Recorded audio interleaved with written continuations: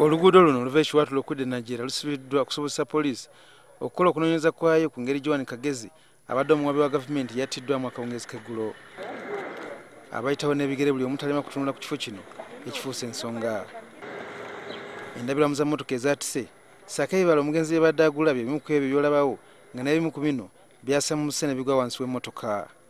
Abali mu kunoonyereza kuno balabiddwako nga beekebejja buli kintu ekiriwo mu kaweefube gwe baliko okuŋŋaanya obujulizi.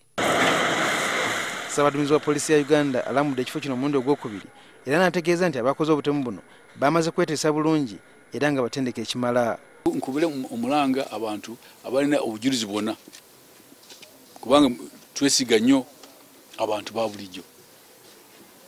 Mutubulire mu kyama waliwo abatuwadde abalabye omutemu bulungi ne bategeeza kutuwa afaanana atya tugenda kufulumya pikiki eyo.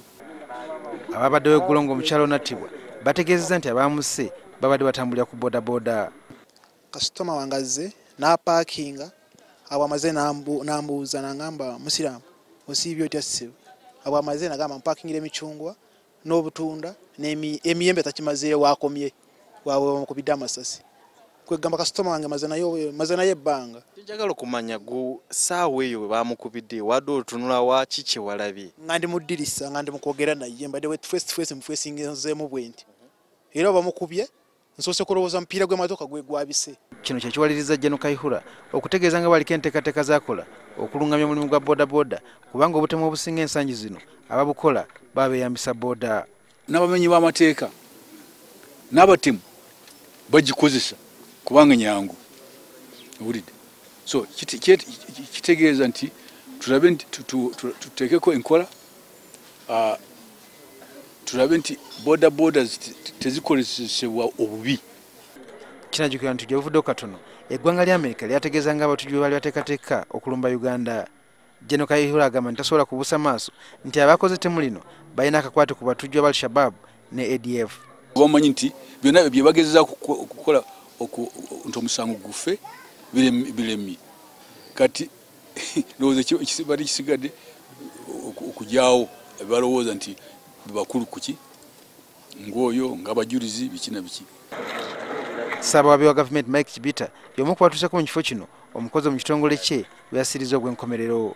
Ono agamba nti byabaddewo tebigenda kubamala mu maanyi. In case it was meant to scare and intimidate, I would like to assure the whole country that we at the Directorate, this just increases our resolve to fight crime.